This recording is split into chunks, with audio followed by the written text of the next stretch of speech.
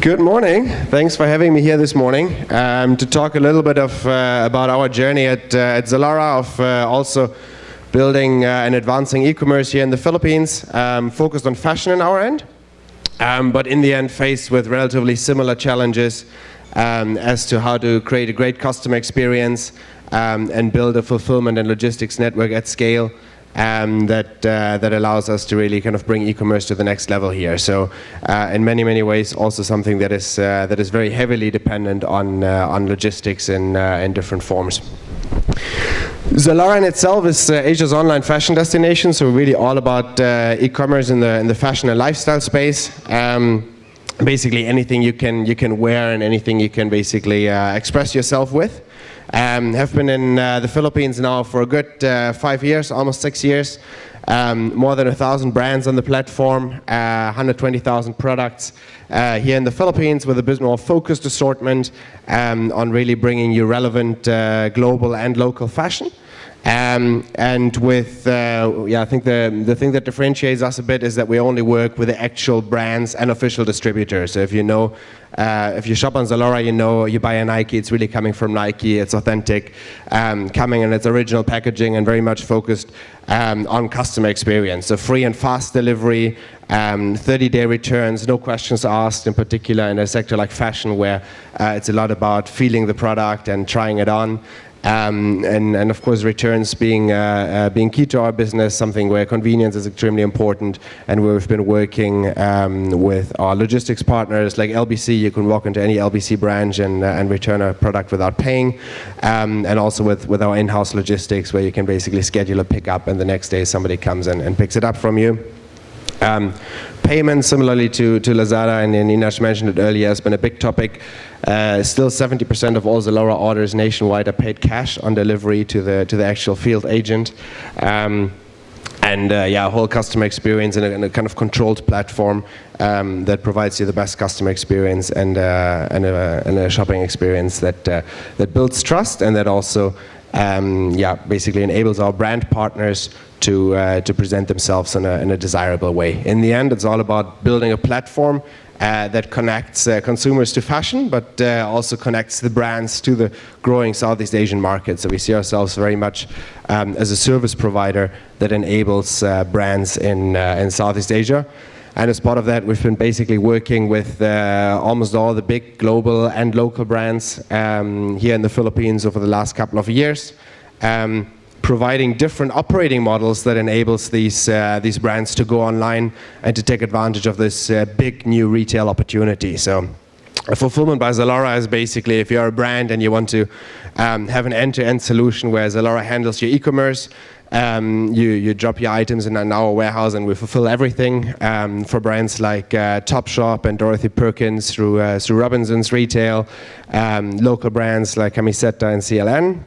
Then there's a bit more traditional retail business where Zalora is actually the retailer selling the items, and what has been growing a lot over the last couple of years, and which is very relevant for, I think, the logistics providers and how we think about e-commerce logistics is, of course, drop shipment, where some of the big local brands in particular, like Bench and the Suyen Group, are actually fulfilling all these orders from their warehouses, and it's about picking them up and delivering them in a fast and efficient way to customers all across the country. So if we look at the core value propositions that Zalora has, a lot focused on having great product, presenting it in a great way, making it accessible to consumers, and having a great customer experience. I think what we see is that sort of almost half the value chain is heavily dependent and enabled by logistics, which is why I think we also think that e-commerce is at least halfway a logistics business, and fulfillment is really core to what we do. Fulfillment, of course, in terms of where does the stock come from, and integrating all the different stock pools that there are. So we have international stock coming from Malaysia, where we have a regional distribution center where brands can basically provide one stock that serves the whole region, where every day basically it's flown into the Philippines, and then with 2 days more lead time, you get it delivered to your doorstep, even though the stock is sitting in Malaysia. a big local fulfillment center in Carmona, where we have about 10,000 square meters ground floor space, and a good million items to basically be close to consumers that can be delivered next day in Metro Manila and all the key cities in Luzon. And then drop shipment, integrating warehouses of brand partners like Bench or GABC Group that want to keep their own stock, and enabling them to also sell that online in addition to replenishing their stores and basically being efficient that way. So if we look at the fulfillment network, in the end, the last mile and the first mile, anything from basically picking up the items in different warehouses with different brands, and bringing them to the consumers in a fast way, in a reliable way, where you can promise exactly, okay, it's going to come on that day.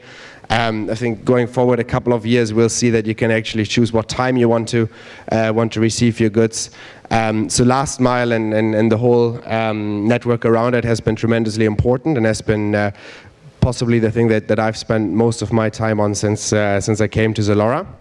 And for us, it has all been about building a network that is highly scalable, that is powered by technology, so that we know at any given time where certain products are, can forecast, can tell consumers your product is on the way with automated SMS, with push notifications at any given time. You can track your items, because in the end of the day, it's all about, once the order is placed, it's all about getting it to the consumer, and making sure he actually receives it and pays for it, because 70% of those orders are unpaid, right? And when we launched cash on delivery, a lot of people were telling us that it's a crazy idea that you ship unpaid orders all the way across the country at your own risk, and in the end of the day, you may never see an actual sale, right? What has probably been one of the scary parts of the business model when we first started has now been becoming a very, very efficient way of actually closing a sale. So what we see is that cash on delivery for us has among the highest gross to net order ratios of any other payment method. So it's actually more likely, if you pay by credit card, that your transaction fails because the credit card is rejected or whatever, than that a cash on delivery order is not successfully delivered. So about 95% of those orders are actually paid by consumers. That though requires that you're very much on time, because with any day of unreliable delivery or with any day of delay, the risk of cancellation goes up exponentially. And at the same time, with every day that your delivery window that you promised in the first time is broader, cancellation and return rates also go up. So for us, somehow that reliability on the last mile is one of the key factors to actually closing a successful sale and then avoiding a return down the road as well.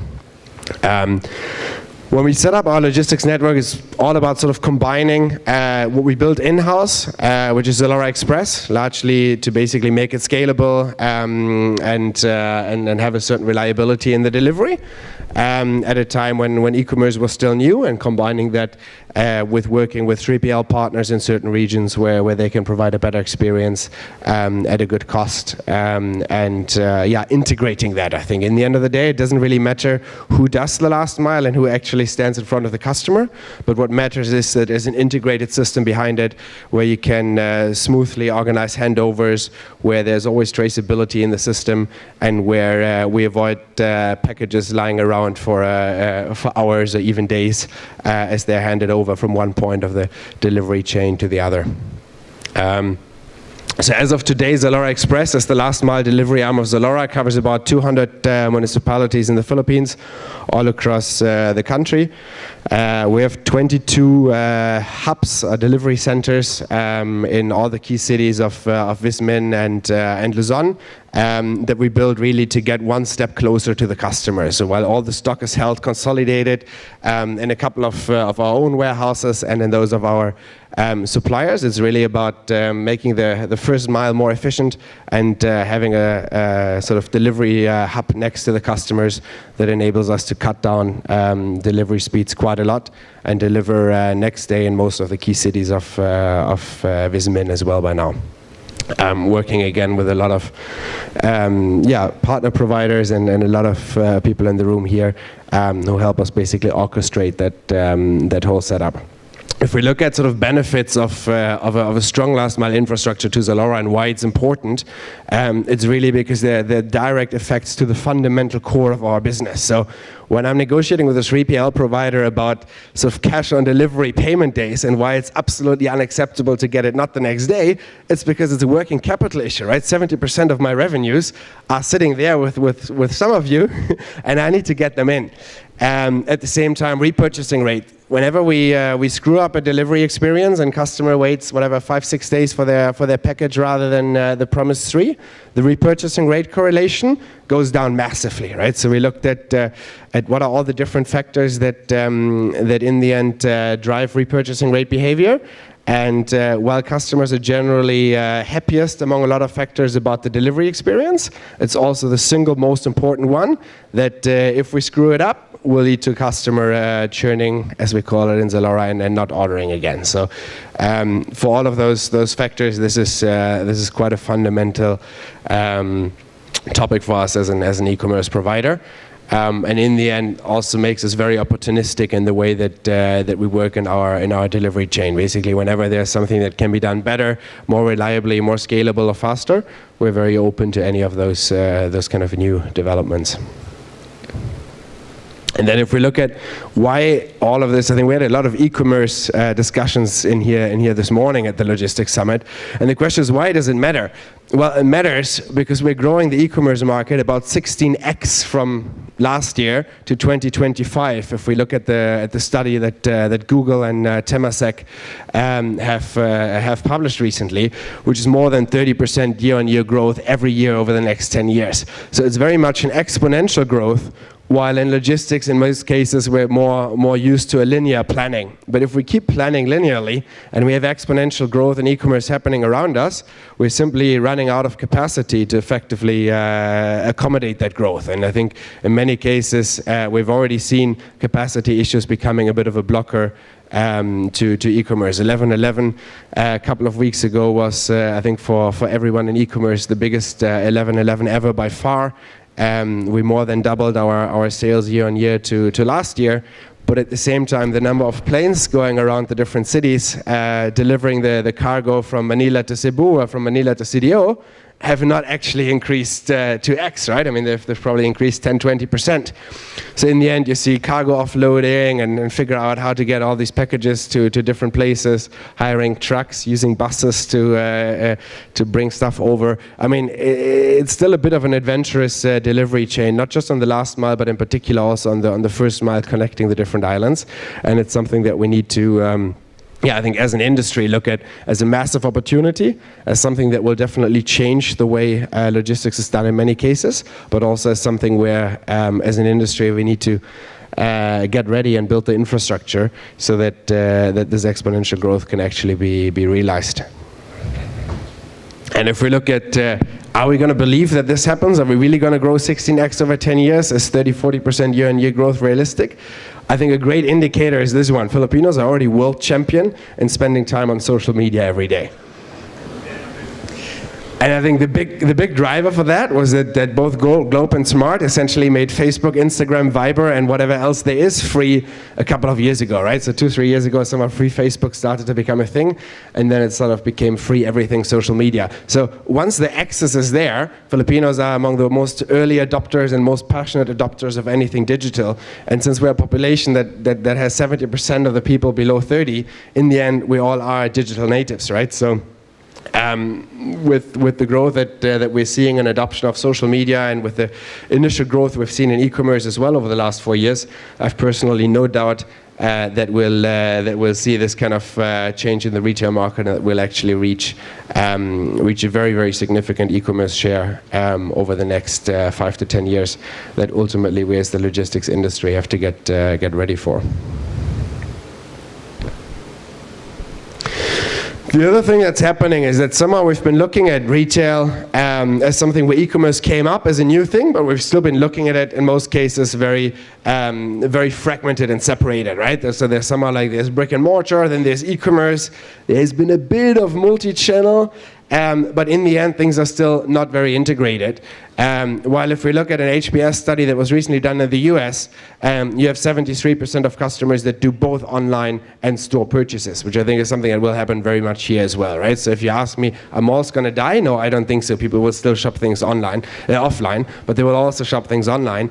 And that for retailers mean that we somehow have to overcome the very segregated stock pools and fulfillment networks that we have at the moment. So if we look at how most also Zalora merchants operate at the moment, is you have your physical store network, where you have your retail stores, and each of those retail stores hold stock, and then possibly you have a warehouse that is serving your retail stores, and then potentially you have a separate stock pool for your own brand.com e-commerce store, and then you have some stock you give to Zalora, and maybe some stock you give to other e-commerce players as well. So it's very segregated, and it's something that leads to a ton of inefficiencies because you have things out of stock in one place and you could sell them in another place. You have much lower sales through on your inventory. So it's a whole world of basically segregated stock that has purely existed because we're not really ready to integrate yet in many cases. Many systems are separate, and somehow there hasn't been that integration. But it's something that is happening faster and faster, and that we really have to work on over the next couple of years, because I think it's one of the most fundamental trends that will shape the industry in retail and therefore also logistics, as we kind of move to the next stage. So at Zalora, when we launched fulfillment by Zalora and also fulfillment from stores, and pushed it much further this year, it has been a lot about linking the different stock pools, integrating with brands in the back end, making sure that there's a tech platform that links, for example, Zalora's inventory to that of Bench, so that we know what inventory they have, not just in their warehouse, but also in their different stores, and can fulfill from some of those stores straight away. So for example, for one of the big Suyan brands, we've started to link the inventory from their stores, so that now if you order here, it can come straight from their BGC store. If you order somewhere in Cebu, ideally it comes from a store in Cebu, which then also kind of reduces a lot of the logistical complexity around that. So I think kind of looking ahead in terms of trends for both e-commerce and therefore logistics providers, this whole integration of the different retail channels to, in the end, something that is more omni-channel, even though it's a very overused word, but I think it's something that consumers are already doing, and that for retailers and logistics providers simply means overcoming those internal silos and integrating with the help of technology, which is very much possible, and which I think yields huge payoffs if done right. So if we look at what all of that means for e-commerce, but also for the logistics landscape, I think the biggest one is that we're still in that disconnect where e-commerce over the last 5-6 years has shown exponential growth. In most cases, growing much faster than the 40% average growth rate that Google has been predicting. Has been more a 2x year over year, which of course is amplifying with the base that is growing every year, and at the same time still very much kind of a linear planning mindset in logistics, where in most cases capacities in the Philippines, but also in other countries of Southeast Asia. I think Indonesia is a similar case study, a couple of years ahead, haven't really been keeping up. And it's something that touches the last mile, but even more so, I think, the first mile in air and trucking and all of these things. At the same time, technology integration is still lagging behind. So while there is technology in many cases, it's not one that speaks to each other across the whole value chain, and it's something that we've been working a lot with our logistics providers, but I think across the industry, among the different logistics providers, and then among the clients to the logistics providers, we need much more visibility, and we need to invest in systems that talk to each other. And get the right level of integration there to really harness the efficiencies. And I think integration is happening on the demand side on multiple fronts, right? So cross-border has become a big thing over the last 2 years. One, because of ASEAN integration, cheap stock coming from China and other places, but also because the de minimis act that was implemented 1-2 years ago, where you can actually now very smoothly import anything that is below $200 B2C and then get it delivered straight to the end customer here, which I think was a huge change as to how easily you can integrate internationally. And then of course locally we have retail channels integrating, brands more and more integrating the e-commerce and the retail stores. And it's something that in the end logistics needs to enable, and that is a huge opportunity for logistics as a type of revenue stream, integrating even more deeply to our customers. So yeah, I think those are a bit our thoughts on how the e-commerce industry is developing, but also how that impacts logistics. And looking forward to having a couple of side conversations later.